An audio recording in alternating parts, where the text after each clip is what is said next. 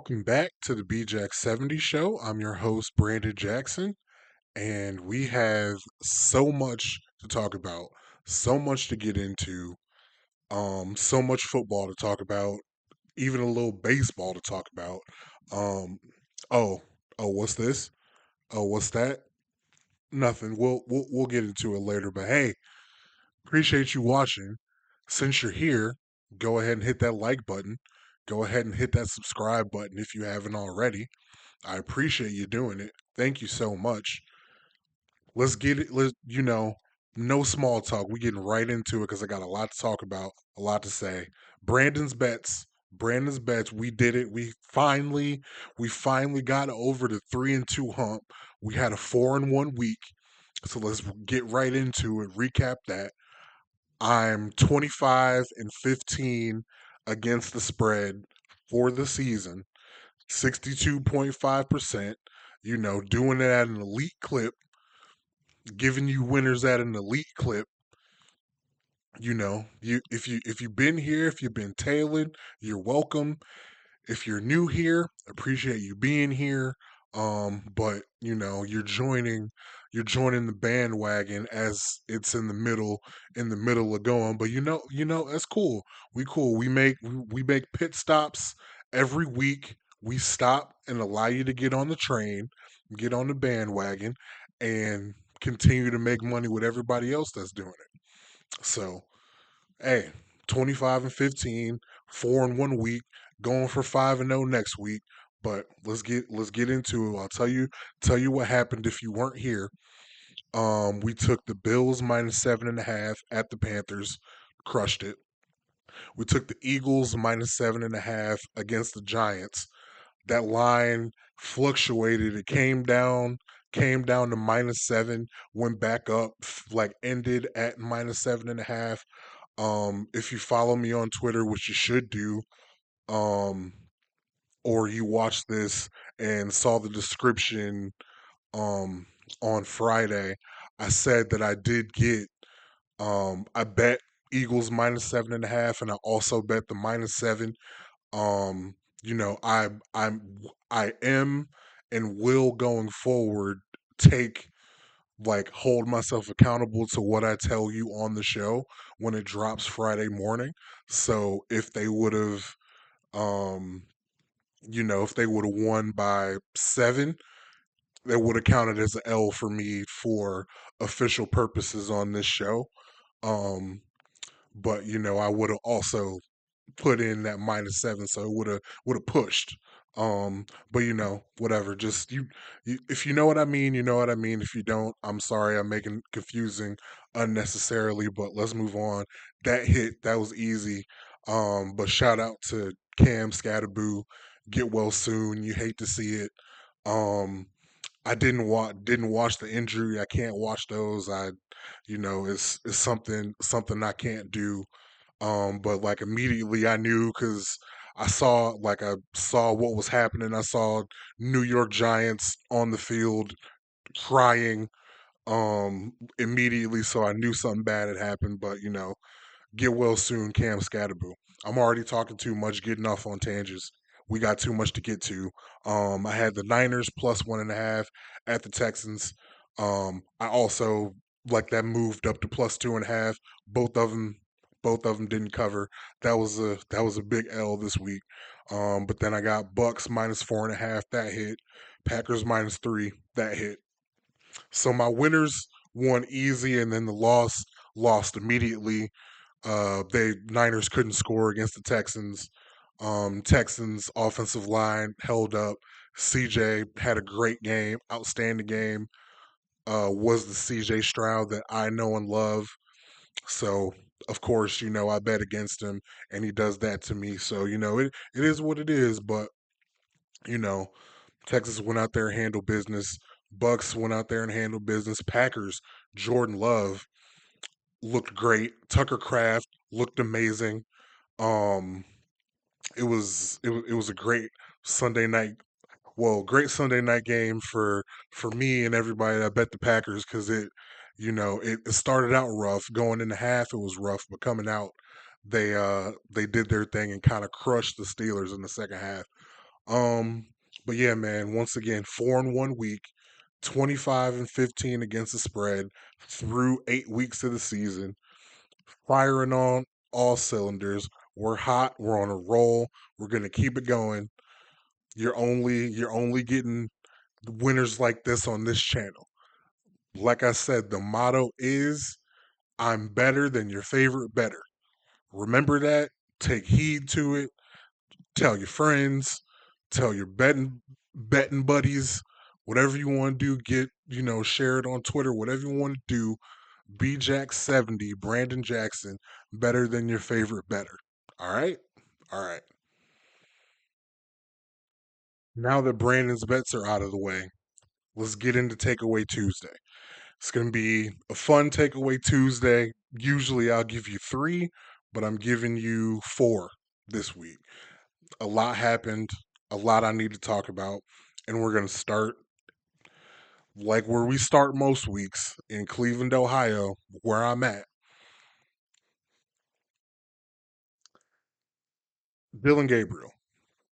Dillon Gabriel ju- just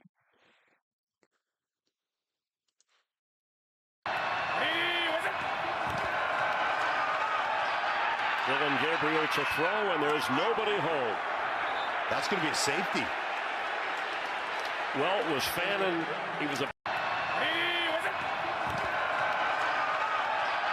Dillon Gabriel to throw, and there's nobody home. That's going to be a safety.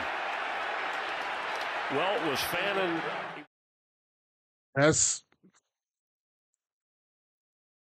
that's the worst throw, decision, penalty, safety. I don't want to say I've ever seen. I really don't want to say that I've ever seen, but my goodness, that might be the worst throw, penalty, intentional grounding, safety I've ever seen.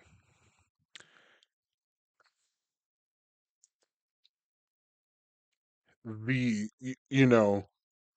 I was told all spring, all summer, all off season, off training, all training camp, all up until yesterday was told that Dillon Gabriel, he's more experienced, he is the better processor, is the more pro ready quarterback of the two rookies that we have on the team. He's played more football. He's almost 25 years old. He may not have the high upside, but he has the super high floor. You know what you're going to get with Dylan Gabriel. He's going to throw the ball to uh to where it needs to go in the offense. He's a Kevin Stefanski guy. Um he's all of that. And I'm not going to harp on it like I have before, but the other guys out there playing street ball, remember? So this is the guy, this is the point guard. This is the field general. This is the supercomputer, the super processor, the experienced guy. This that's what that's what y'all told me. That's what I was told.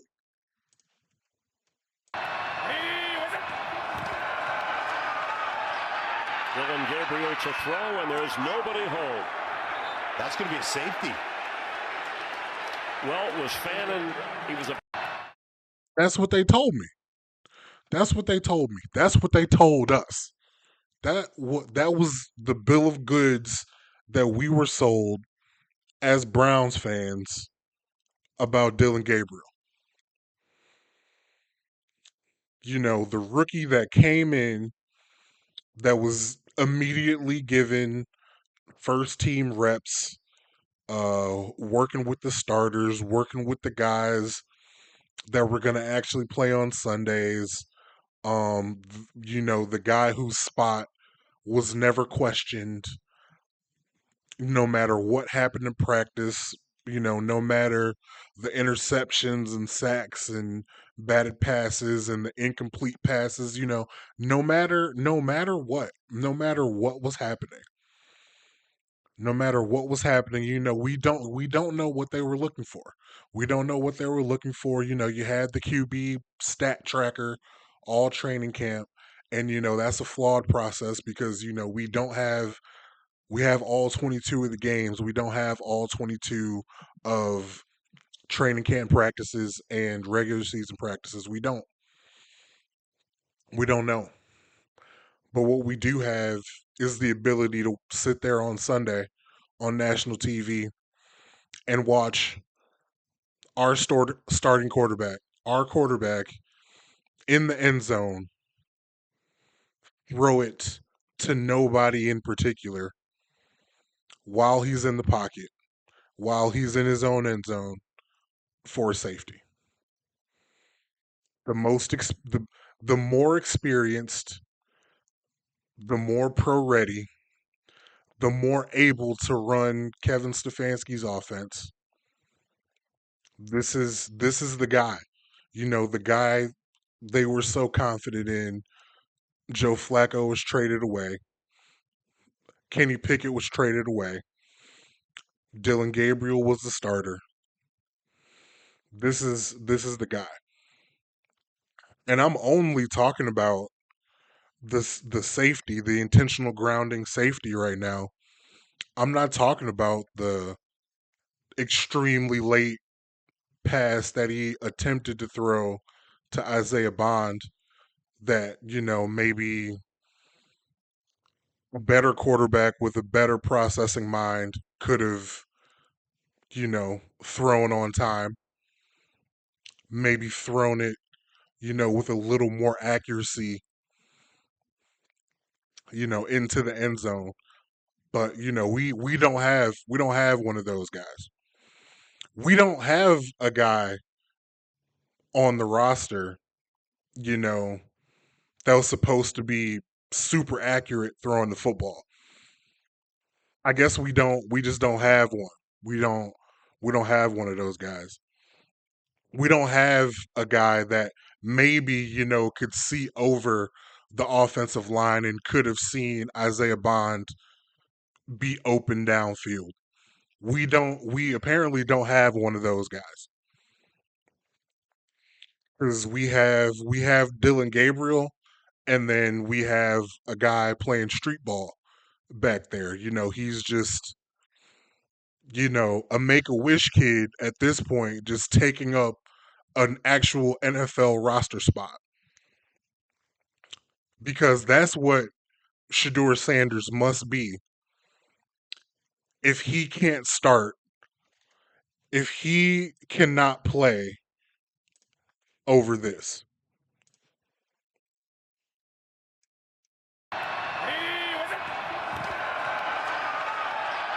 Dillon Gabriel to throw, and there's nobody home. That's going to be a safety. If Shador Sanders can't start like in a straight up fair competition, a merit based competition, if he can't start over that gentleman there, number 8, left handed quarterback from Hawaii, if he can't, then he doesn't deserve to be in the NFL.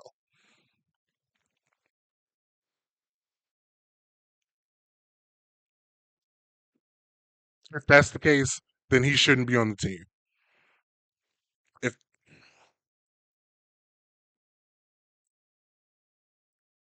also, I'm not talking about the one time Dillon Gabriel throws 30 yards down the field and the ball dies in the air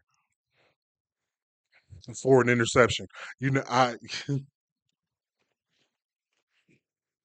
he was we were talking all draft process about a guy that, supposedly had a weak arm, had weak arm strength. that couldn't process.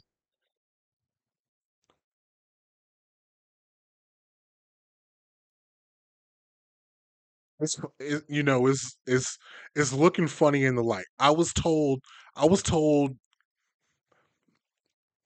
Dillon Gabriel was the guy that you want to start football games to try to win them. That's what I was told. Hmm. I don't see how that's true.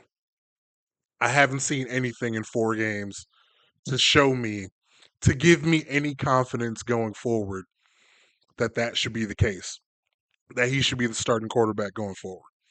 I've seen nothing. I've seen nothing.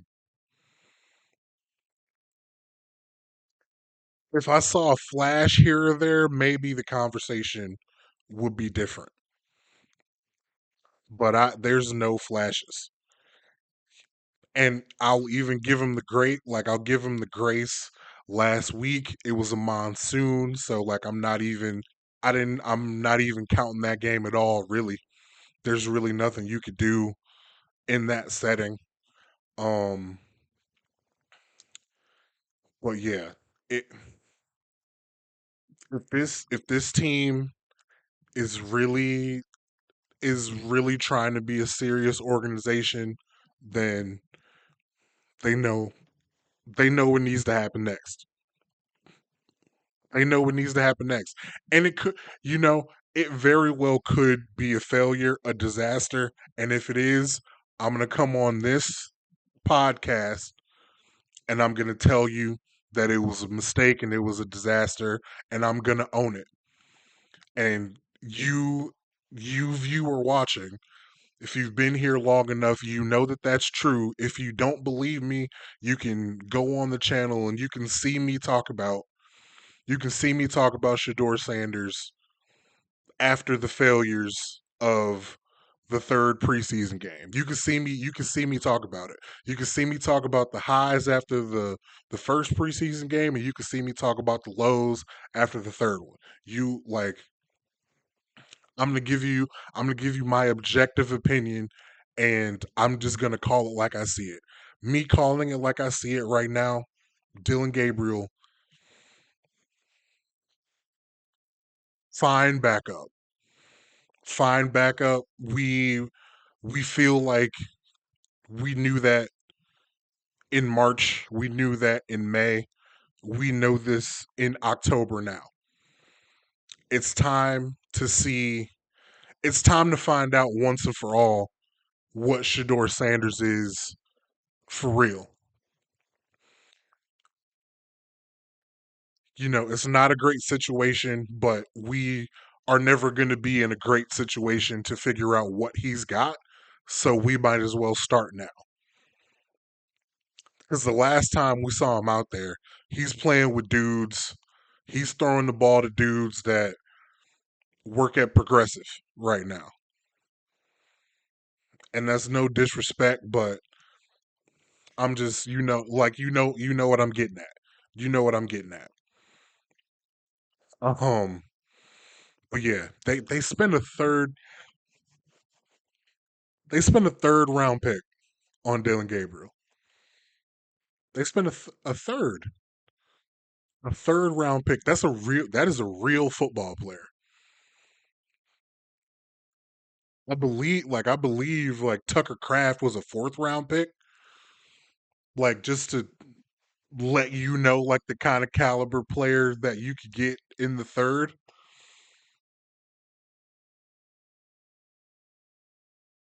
But what do I know? But what do I know?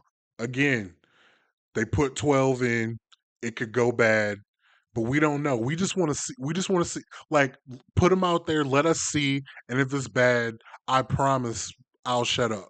I promise I will. I will tell you if it's bad. I'll tell you it's bad. If he goes out there and like has one bad game and like you can tell like he can't play quarterback in the NFL, then I will admit defeat. But he's got to be better, or At the very least, he can't be worse than what we've seen with Dillon Gabriel. He can't be worse. He can't be worse. I I really, I don't want to talk about it anymore. Huh. Let's move on to takeaway number 2. And that takeaway is going back to last week, I said that I have to take the Indianapolis Colts seriously. Um and I still don't know if I can pull the trigger on taking Daniel Jones seriously, but I will take the Colts seriously because their offense is at this point you could say unbelievable, and Jonathan Taylor is the MVP.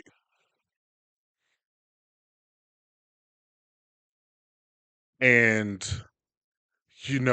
I've been on this podcast and I was saying Baker Mayfield was the MVP, and I don't think I was wrong, and I won't take it back and I won't apologize for it.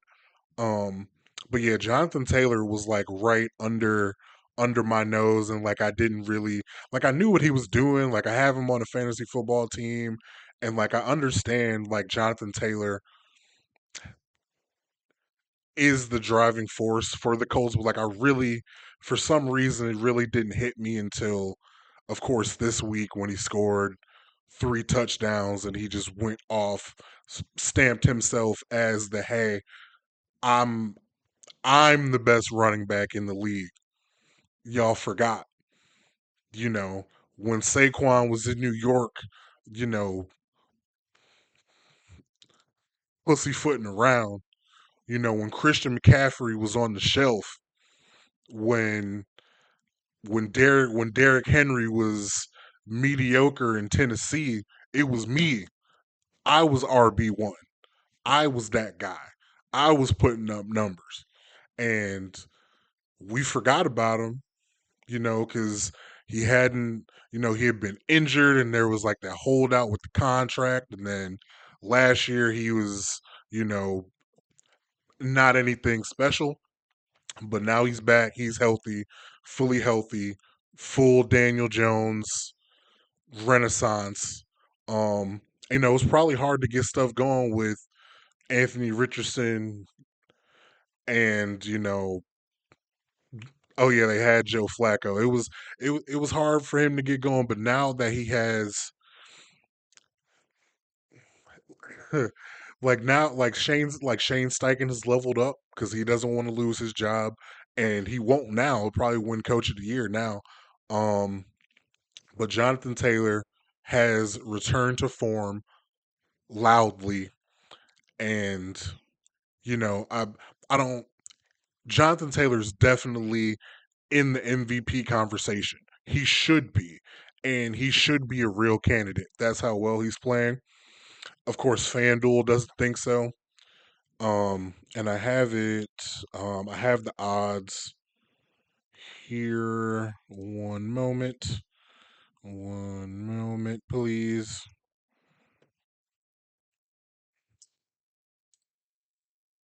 Yeah, these are the odds, and you got Jonathan Taylor way down at plus 2,000. Um, but this was before the Monday night game.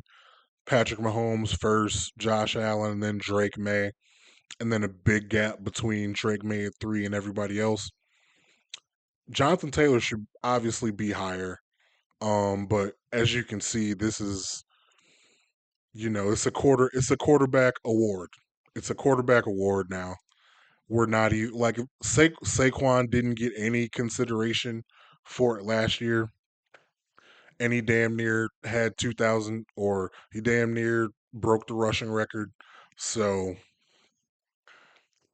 if Jonathan Taylor doesn't break the rushing record, he's not. He won't actually be in the conversation, but he should be. And I want to put some respect on his name here. Um, I want to recognize him because he is firmly come back and said, I'm the best running back in the league. You know, no Derrick Henry, no Saquon Barkley, no Christian McCaffrey. It's me. It's me. So I want to put some respect on his name, put some respect on the Colts as a whole. I'm very curious to see how this plays out. I'm very curious to see them in a playoff game, in a playoff setting with Daniel Jones at quarterback because it's a foregone conclusion now that they're going to be a playoff team. I mean, they could have an unreal collapse, but I can't imagine that would happen at this point. Um, so they're going to be playing in a playoff game, and I can't wait to see it. I can't wait to see what that looks like, and I already know I'm going to bet against them.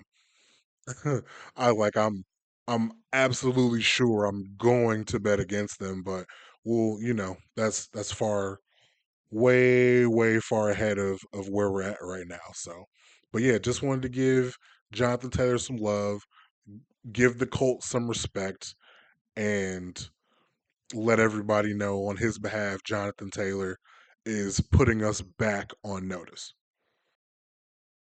Takeaway number 3 is something a lot of people aren't talking about, and you know, I'm just gonna I'm not even gonna say it at first, but I'm just gonna show you this.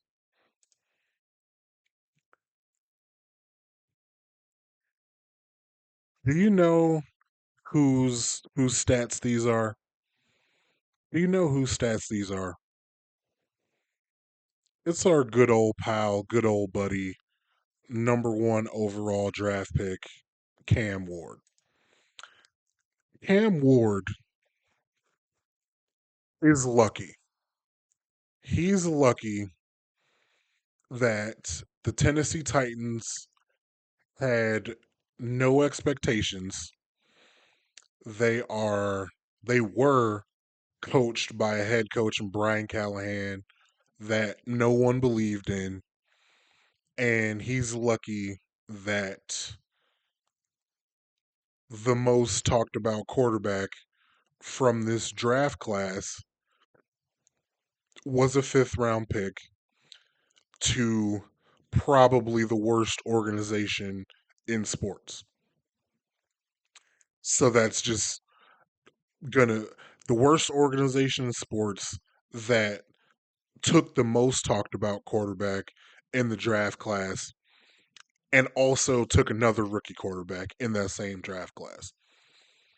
So it's very easy for people to dunk on the Browns and talk about how bad the Browns are just cuz they've always been bad, and it's easy to talk about, it's funny to talk about. It's always going to get a laugh, in the national media, but that has taken all of the spotlight away from Cameron Ward.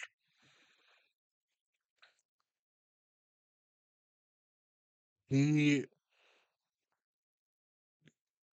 58 completion percentage, 58% completion percentage, 5.9 yards per attempt, 5 touchdowns to 6 interceptions, been sacked 34 times. Just look at these numbers. 6 sacks, 5 sacks, 4, 2, 2, 6, 5, 4.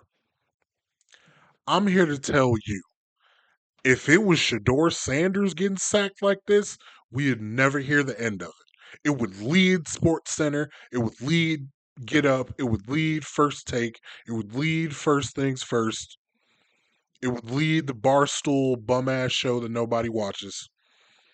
It would be a topic of every article about the Cleveland Browns how many sacks Shador Sanders was taking if these were his numbers. And nobody's talking about it. Nobody's talking about it. Let's we're not done here. Look at these quarterback ratings. He's at 71.7 on the year. His best one was in a loss against New England, 92.2. Um my goodness. He's thrown an interception in his last one, two, three, four, five, six. In his last six, he's thrown an interception 3 straight games, providing you nothing rushing. 1-7, and we don't talk about it. We don't care. He's At least he has shown flashes of greatness, unlike other quarterbacks. But and I even forgot to mention, he's lucky. Jackson Dart is I don't even know how to describe. Like he has more aura than Cam Ward. He's lucky. He's lucky for that because everybody's paying attention to Jackson Dart, Dillon Gabriel, Shador Sanders. Um, Tyler Shuck got into the game on Sunday, and nobody I haven't seen it mentioned anywhere.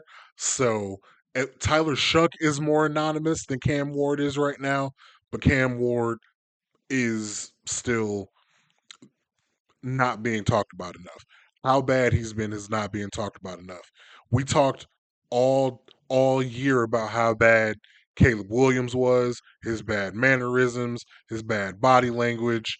There whole articles that I talked about written about how bad he was his rookie season.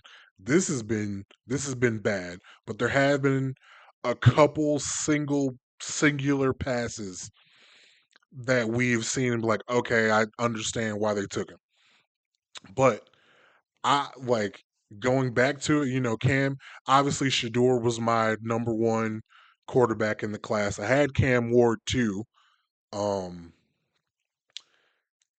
but everything that we were worried about him in college has shown up so far in the league, and that's the the confidence in himself and his arm has gotten him in trouble. It's also, gotten him some highlights, but it's gotten him in trouble.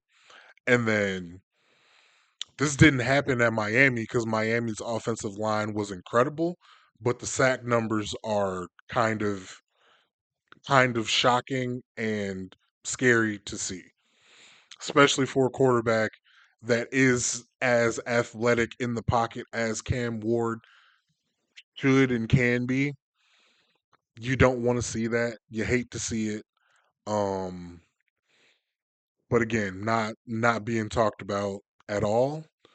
And I just wanted to be the one to come on here and just remind you guys, just like nudge you a little bit to say, yes, the Browns have a terrible rookie starting quarterback. We'll see how good or bad Tyler Shuck is in New Orleans.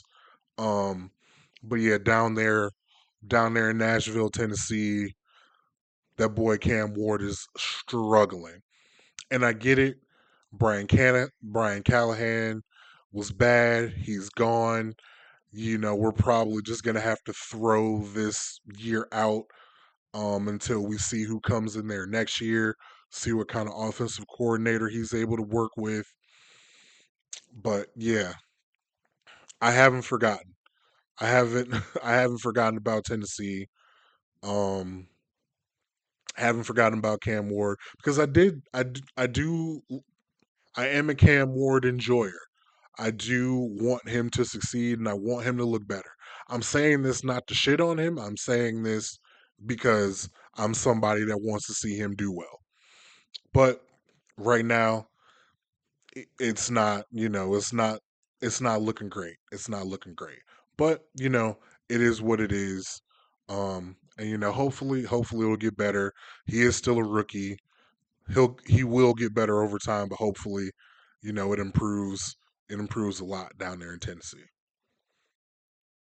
Right. And the rare fourth takeaway on Takeaway Tuesday is, and I'm going long, and I still got more to talk about, so I'll try to be quick here. I put out a tweet on Sunday, and I said, "Wow, there's gonna be double digit NFL head coach openings this cycle." And I just tweeted it, and it was a funny tweet, and didn't really think about it. Um, since then, I've taken the time to think about it, and it's not going to be double digits. Um, but I have curated a list of the teams that I think either have already, should get rid of their coach, or I can make the case for them getting rid of their coach. Um, and there's eight of them. There's eight of them. So obviously we have the Tennessee Titans. Tennessee Titans already did it. Brian Callahan is gone. That was an easy one. The New York Jets. New York Jets, they just got a win um over the Cincinnati Bengals, but before I th- it was on the board. It was on the board that they went winless, that they went 0 and 17. First team to go 0 and 17, if it ever happens, is going to be insane. But yeah, it was looking downright terrible.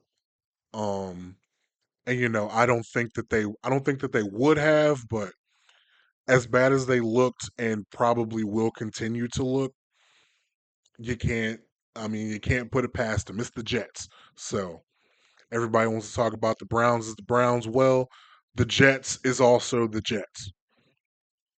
Speaking of New York teams, the Giants, after that collapse against Denver, you know, Brian Kelly might not be, excuse me, Brian Daboll might not be long for this NFL head coaching world, at least in this instance. We'll see how that look. And he was hanging on by a thread. Him and Joe Shane hanging on by a thread to keep those jobs in New York. But the case can be made. The Dolphins, before they beat up on the Falcons, it was looking it was looking terrible for Mike McDaniel. Um, but they rallied. They played a great game. We'll see what they look like on Thursday night football. But they could go right back in the tank. They could immediately go right back into the tank, and Mike Mike McDaniel could be out of there. Of course, the Cleveland Browns. It we go back and forth every week in this city, on Twitter, on this show. We go back and forth every week. Who knows what's actually going to happen, but the case is definitely there for Kevin Stefanski to be gone. Um, the Cincinnati Bengals, they are eating off of one run to the Super Bowl, and I really don't know if Zach Taylor is a good coach or not. Um, but that case could be made. I have the Falcons on this list. I'm not advocating for it. I like Raheem Morris, but I think the case could be made. This team looks kind of dead. Um, that offense is not working. Kirk Cousins or Michael Penix not feeling it. Um, yeah, I don't advocate for this, but case could be made. Another one, Jonathan Gannon from the Cardinals. Again, don't advocate for it, but they're 2-5, and I feel like they shouldn't be. They've definitely lost some games that they shouldn't lose. But their starting franchise quarterback isn't playing, so that same thing for Zach Taylor. Um, I don't know if I said Zach Robinson before for Cincinnati, but same thing. Zach Taylor, Jonathan Gannon, kind of the same boat. Their quarterback is hurt, even though Kyler Murray is supposed to be back this week. Um, but yeah, not advocating for it, but case could be made. And then the last one that I have is, and this is pending what they end up doing, positive, negative, however it ends up, short of a Super Bowl win, the Baltimore Ravens. And this is not because John Harbaugh is a bad coach. He's a very good coach, has been an excellent coach, but this is like an Andy Reid in Philadelphia situation. It's just time. It's just time to go ahead and part ways. This is John Harbaugh is that coach that they go, okay, it's time for you to move to a front office position in Baltimore. You are being elevated. You're going to have a desk, and we're going to take care of you. He's that kind of guy, but I think they just need a different voice in there. Again, absent a Super Bowl victory this season, I think it's time. I think they need some new blood in there. And again, I've said it before on here. I'm a huge fan of the stat that says if a quarterback and a head coach combination do not win the Super Bowl within their first 5 years together, they never win it. So any quarterback and head coach combo that has won a Super Bowl has done it in their first 5 years together. Lamar and Harbaugh are on what, year 7 or 8 at this point. I think it's time. I think it's time to get a new voice in there.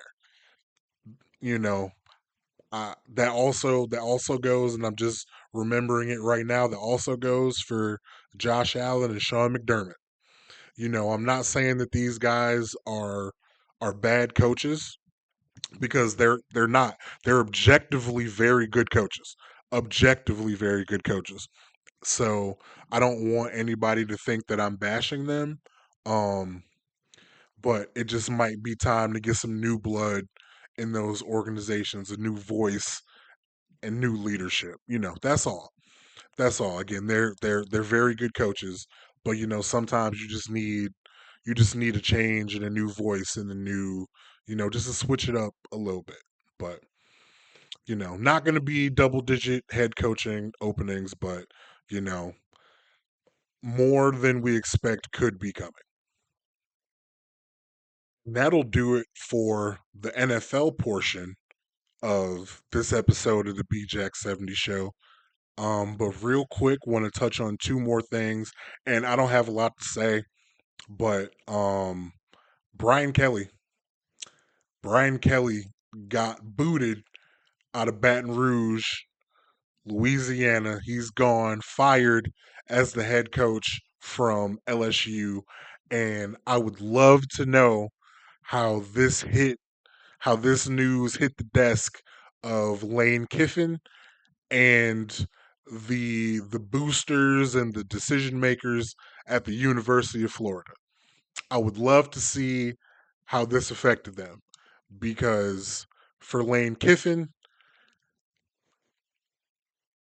the next contract that Lane Kiffin signs, and it will be in the winter, like it will be this winter in the calendar year 2026. He's going to sign a new contract, whether it be with Ole Miss or one of these teams that have opened up a spot.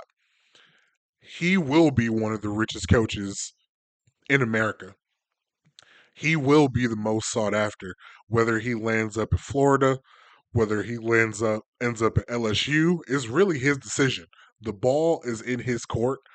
I don't see him ending up at Penn State. I don't think that's a program that either side would want him to take over. But yeah, Brian Kelly, not a great look. Not a great look. The original buyout was reported as 54 million, but it seems, if I'm reading the tea leaves correctly, it feels like they kind of negotiated that way down to it was going to be 54 million paid over how much, like however much time was left on the contract, like in monthly installments. But it seems like they were able to compromise and bring it down for to about 20 million that I think he will get like immediately. Now, don't quote me as fact. I was kind of like reading through Twitters that I had never seen before, so I don't know how reliable that info is. Um, but Brian Kelly gets paid 20 million to go, and LSU was happy to pay it to him to get him gone. And that one, I think, was the correct decision. It was, people. I've seen people that were skeptical of firing James Franklin, and some people skeptical firing Brian Kelly, and Billy Napier's going from Florida, and like all these fire, like it, it's getting untenable. Like the noise around Brian Kelly was too much. He had to go. Like the fans were clamoring for it. Feels like the players didn't want him there. Him and Garrett Nussmeier getting to it on the sideline damn near every week at this point. Um, he had to go. He had to go. And I'm not, I never want to advocate for anybody to get fired, but you know, seems like it couldn't have happened to a better guy. That's all I'm gonna say. But yeah, that was huge news that hit the college football world, and I can't wait. I'm loving college football season. I love to watch college football, but I'm happy for the actual football, but I love watching recruiting and paying attention to recruiting, and I love the coaching carousel figuring out where people end up. I'm terrible at trying to figure out where people are going to go, trying to predict, but I love to sit back and watch and find out where they've ended up, where they've gone, where they've signed to. And I can't wait to see the Lane Kiffin sweepstakes, what kind of tweets he is going to put out. And he already had to apparently have a team meeting at Ole Miss just when the Florida job was open about, hey, like, that's later. We'll figure that out later. We're playing right now. This is important right now.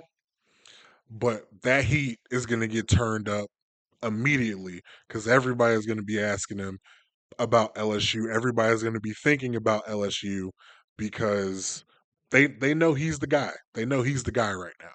So that's interesting. Um, and then speaking of college head coaches, Steve Sarkisian, Diana Rossini reported that his camp was, putting feelers out for NFL jobs, including the Tennessee Titans job. Is tough. Not a great look for Steve Sarkisian right now. Texas has been up and down. They came back and won against Mississippi State. I believe in Sark as a play caller. Do I believe in him as an NFL head coach? Maybe it might, college football might just be too much. It looks like it's getting to become too much for a lot of these guys that came up in the old system and cut their teeth and had success in the old system in the old ways. um but now you got NIL, you got the transfer portal. Is we've talked about it. Not me specifically, but everybody's talked about it ad nauseum, and people are clamoring for the old days. But Yeah, now, well, the thing about the old days, they the old days. they the old days. They the old days. It's a new time. It's a new time, and you either get with it or you get ran over. So Sark.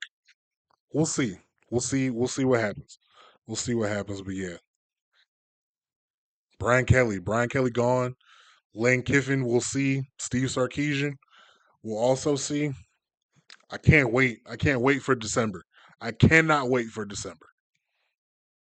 And the absolute last thing I will say is a long episode. I told you up front it would be a long episode. Um, Shohei Ohtani is the greatest baseball player we've ever seen. Full stop. So in transparency, behind the camera, I have the World Series on right now. Shohei has already hit 2 home runs.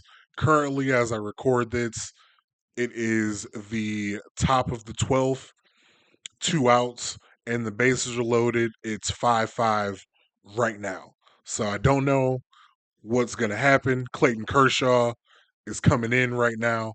We'll see how it goes. But I couldn't let this podcast end and not say Shohei Ohtani is the greatest baseball player we've ever seen.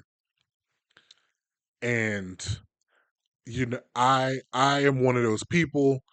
Barry Lamar Bonds was the greatest baseball player to ever put on some cleats up until I saw what Shohei did.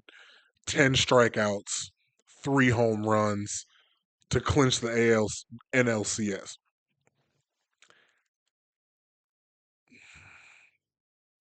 Not only is Shohei the best baseball player we've ever seen, he's creeping up the ranks of just best athlete that we've ever seen.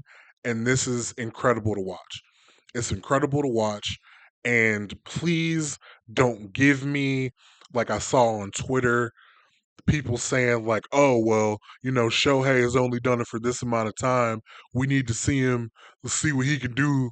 First, can he do it for 7 more years? Can he do it for this length amount of time? Like, nope, nope, we don't care. I've seen what I've needed to see. I don't care how long his career has been, what like his total numbers are. I know what I'm watching. This man is pitching at a Cy Young level, hitting at an MVP level, at a Silver Slugger level, at an all-time level right now in this postseason. He's the best I've ever seen. And I'm old enough. I was there for Barry Bonds' 73 home run season. I was there. I was watching. Like I'm of the era watching Sports Center every morning. I'm of the era watching ESPN and ESPN shutting everything down. Barry Bonds is up at bat and he's got 71 home runs. You need to see if he's going to get to 73, in this game. But we're showing every at bat leading up to it. That's the era that I grew up in, and I'm telling you, Shohei's the guy. Shohei Ohtani is that guy. Um, when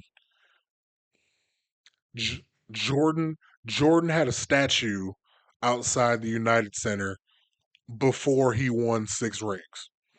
Like when you like up until that point, when you see it, when you know. And we know right now. We don't have to get into it. Respect to Barry, respect to Willie Mays, you know, Babe Ruth did whatever when he was doing it. Um, I and Barry isn't even my favorite player. Like my favorite player is Alex Rodriguez.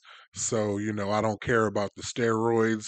If that's my guy, I don't really care. I don't really give a shit about all that. But Shohei has it's only a debate between Barry and Shohei got it. Shohei pitching. He's pitching. Like he pitches like he will pitch in the World Series. We'll see how it goes. Um And yeah, I'm recording this right now. You know, Kershaw is two straight. It's 2-2 count, 3-2 count. Oh God. Um. All right, it's 5-5, top of the 12th. Bases loaded, 2 outs. Kershaw is uh is pitching. It's a 3-2 count. Some's got to give. Some's got to give. And foul, foul. Yeah. Whew. Whew, this is a long episode. Bet you didn't think you would be getting baseball commentary at the end of this episode. If you're still here, if you're still watching, I appreciate you. Hit that like button, hit that subscribe button. You never know what you're gonna get on an episode of the B Jack 70 show. Get a little bit of everything. Next pitch. Foul again. God. Whew. It's a 7 pitch at bat.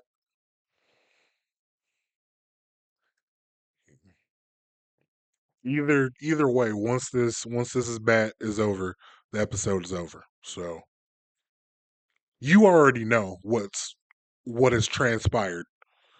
I don't. Ground ball. Oop. Out. Ground ball. Little second baseman uh gloved it. No, just tossed it with the glove to first base, and that was the third out. That was third out. I'm not good at baseball commentary. I don't know all the nomenclature. I don't know, you know, whatever. Anyway, it's been a long episode. It's late at night. It's 12:45 in the morning. I appreciate you being here.